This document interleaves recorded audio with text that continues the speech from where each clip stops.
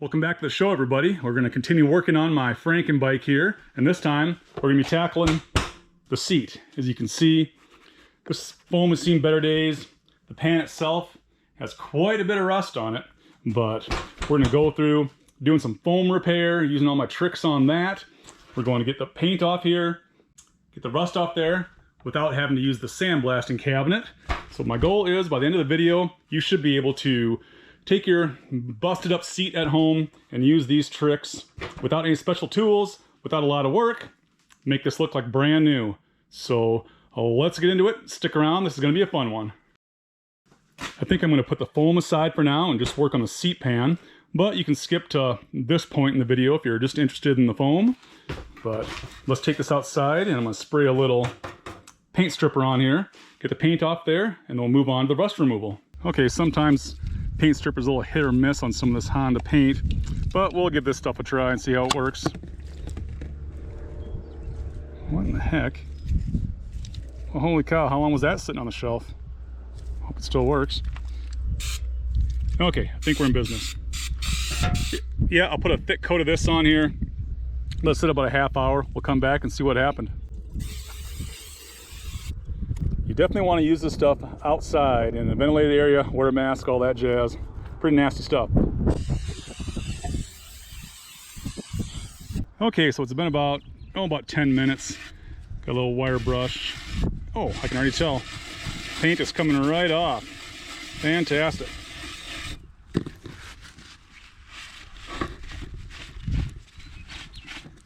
Yep, I'll just keep scrubbing on this until it's done. Yeah, fantastic. Keep scrubbing on this till it's done, then we'll work on getting rid of these rust spots. Okay, that is a great start. We are down to bare metal, majority of it, and bare rust here. Yeah, pretty darn good job. Remember that paint stripper. Seems to work pretty good on this stuff. All right, so there's probably, I think there was like a crack somewhere on here. Yeah, right there. I'm gonna go weld that up really quick, take care of that.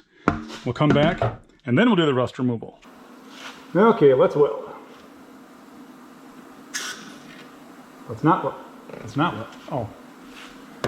Look up the ground, you big dummy head. Now we're ready.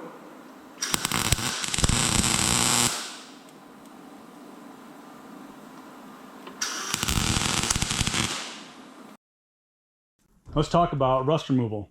Got about 4 or 5 gallons of water in this tub, and what I'm going to use is just plain old citric acid. Now this is used by people who mainly can tomatoes so you don't get the botulism, but you should be able to find this anywhere, like any grocery store, any place that has canning supplies. Should be able to spin down the old Kmart and find it, or you can get online and AOL keyword citric acid. Not dangerous like other types of acid. Citric acid and sugar is pretty much the covering on Warheads and Sour Patch Kids, stuff like that. So let's just give it a taste. Woo! Ooh! It's actually pretty good. Spicy! Yeah. Wouldn't recommend doing that, but just kind of showing you how gentle this stuff is. So recommend probably about a cup of citric acid per gallon of water. That'd make a pretty strong concentration.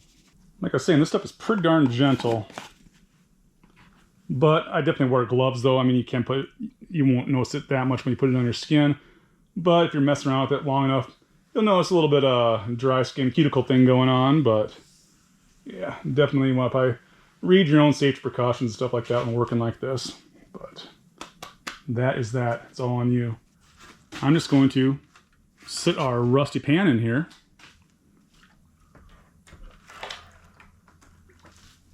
Yeah, while that's setting up, I think I'll just go have a brew and relax.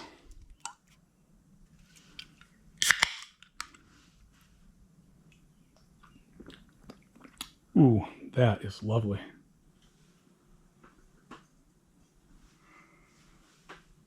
Yeah, I am the cream in the World Wrestling Federation.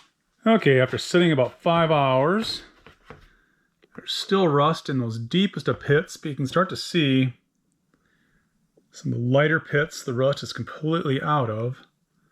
Yep, some of these deeper spots are definitely going to sit overnight. Maybe even a couple days.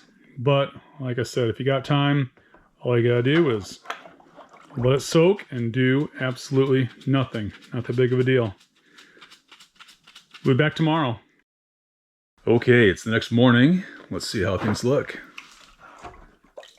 Oh yeah. Zero work and all the rust is gone. Even out of those deep pits. That is fantastic. Oh, beautiful. She is brand new. Look at that, even out of all the teeth down there. This is great. Oh, and speaking of these teeth, I've made a tool that can make these, if ever yours are rusted out or broken. I made a tool that can fix these, and it costs less than $1 to make. And I'm going to make a video in the near future on how I did that, but you'll have to subscribe if you want to check that out, because I'm not going to talk about it this time. It's a surprise. So after this is soaking in the citric acid, you're going to want to wash it off with soap and water really quick, because it will develop a little bit of a film that surface rusts really quick if you don't clean it up quickly. So usually what I'll do is I'll wash it off, rinse it off with soap and water really quick, and dry it super fast. And then as soon as it's dry, I will paint it with some Rust-Oleum. So I'm gonna take this outside, wash it off, paint it, and we'll get back at it and work on the foam.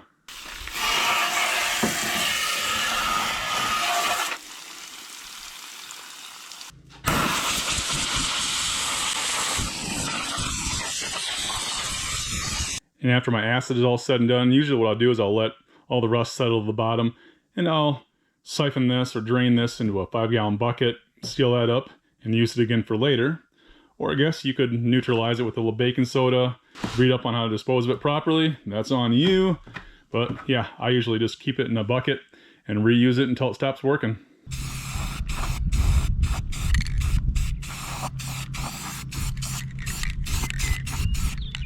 It's brand new.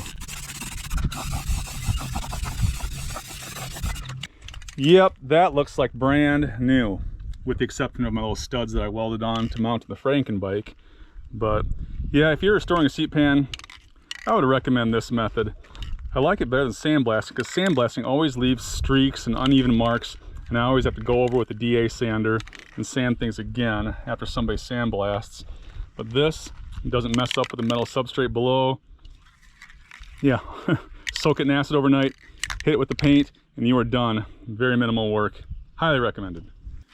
And one thing I forgot to mention, even though this stuff is really, really mild, be careful that you're not splashing it around like on concrete or around anything that you care about, because if it's sitting on there over time, it will etch concrete, paint, stuff like that, wood. So, gotta be a little bit careful with it.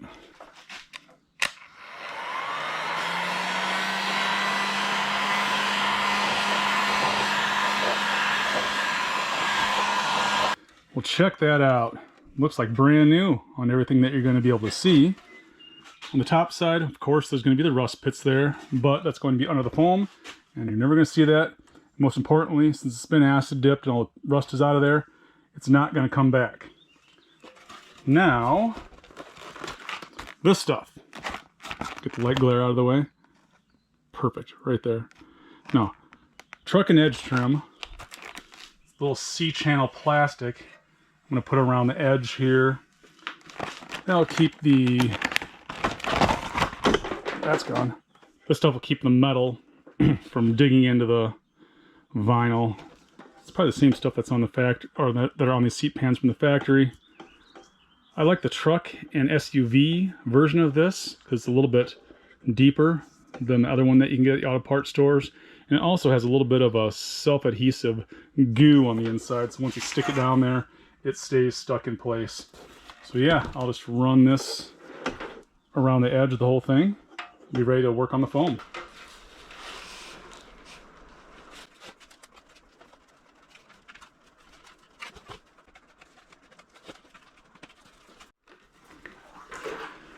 Very, very nice.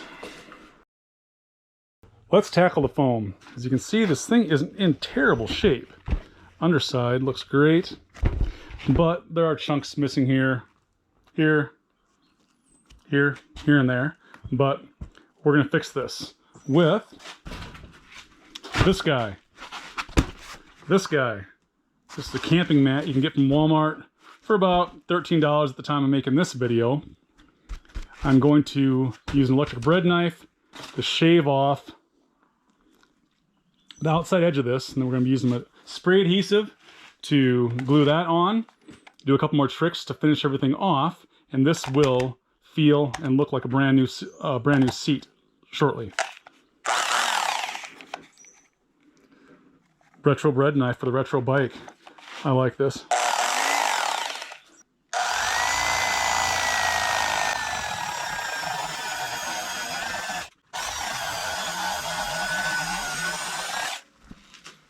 Nice.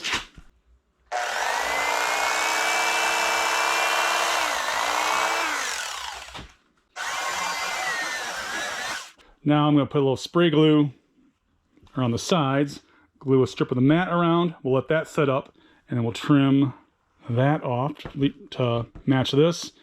Top it off with some blue. Let that set up, and then we'll go to shaping the blue foam to match the original shape of the seat.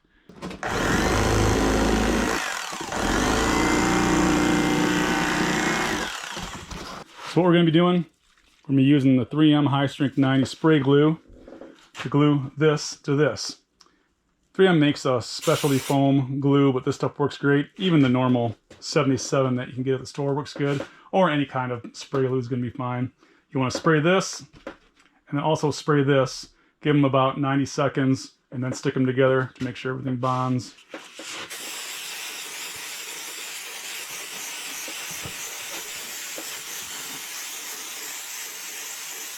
And we'll spray the edge of this, not the top yet.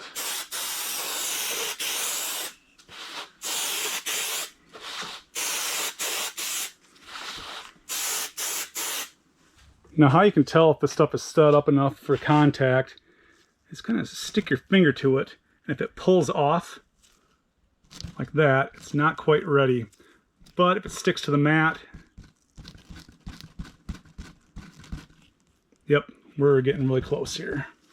Okay, we'll stick these two together off the cardboard.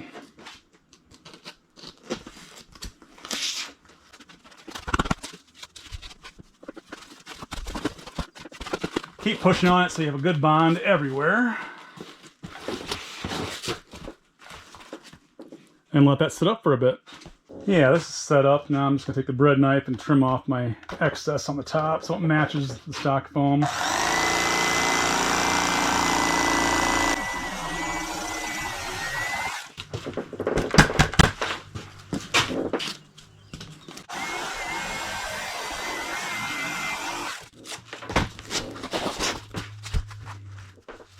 A little spot that it didn't bond, I can throw a little glue in there and push that together.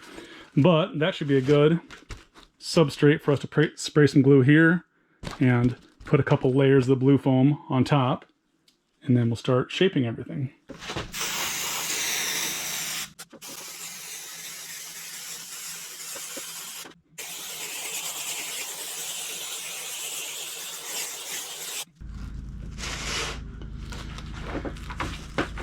Squish it all together. So I'll just keep pushing, squishing everything together to make sure we got a good bond everywhere. Or you could put something heavy on here to keep it weighted down. That would work too. Probably even a little better.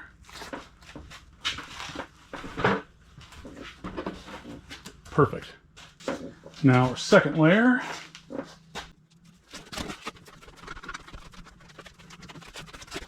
Yeah, we'll let this monstrosity set up. Go to town on it with a bread knife again, and then we'll start sanding everything to shape.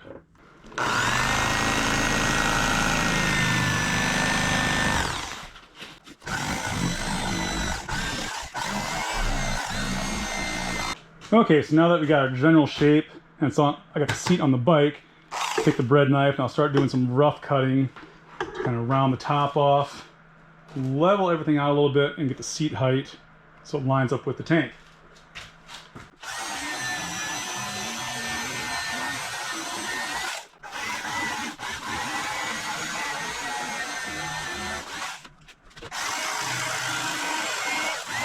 Now I'm going to start sanding things with some 80 grit sandpaper. Kind of take out some of these high spots and low spots, and at that point I'll start test fitting the seat cover and see how it works.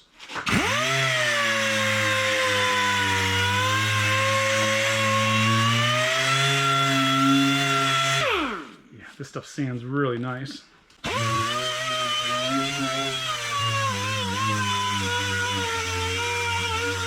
And this side's coming along, a little bit of a low spot right there, but I'll keep sanding up top until that smooths off. Level this off. Yeah, very nice.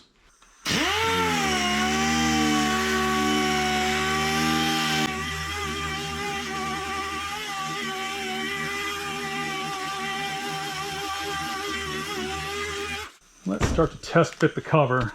Things are sanded out pretty darn nicely. Pretty sure the shape isn't perfect yet, but we'll get there. I just need to figure out what I need to sand off yet. Oh, it's not easy to do.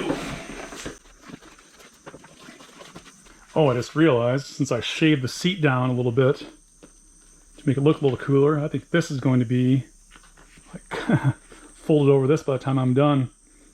I'm gonna have to get some solvent, take this off, or maybe order a seat cover without the Yamaha on there. Well, the test fit went pretty darn good.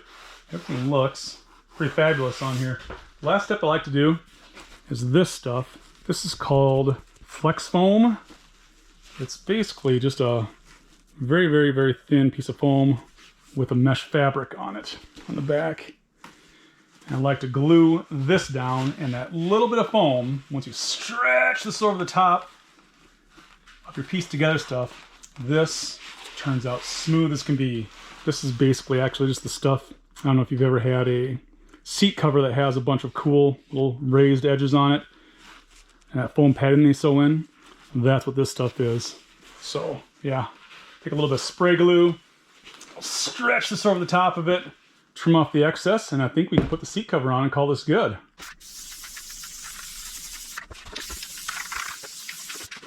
I'm not going to let that glue set up as long as I normally do, just in case I need to reposition this. But should just start being able to stretch this around.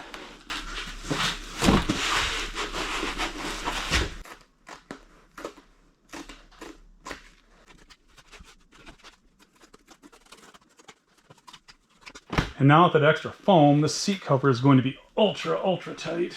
Oh, this is going to be a struggle. Done. Do a little stretching here and there and make sure that we're in all of our pokey guys.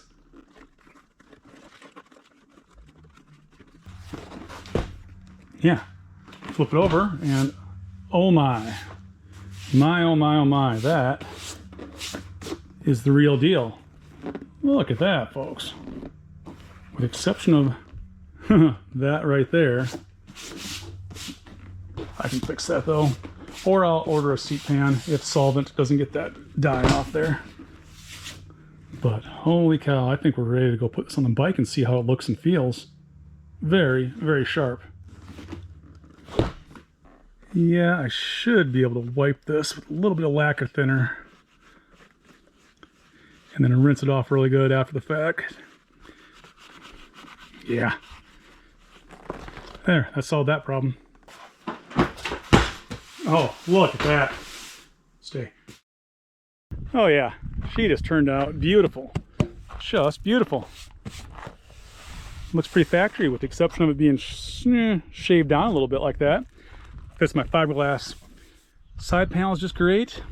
Yeah, if you're interested in building your own fiberglass side panels like this, you can check out this video. That's pretty cool too. Did that a couple weeks ago. But yeah, we're making some good progress on the Coyote. But one bad thing I got going on though. The Bigfoot cave is absolute madness right now. So while I'm cleaning up here, I think you're gonna want to check out this video, or you really might like this video over there.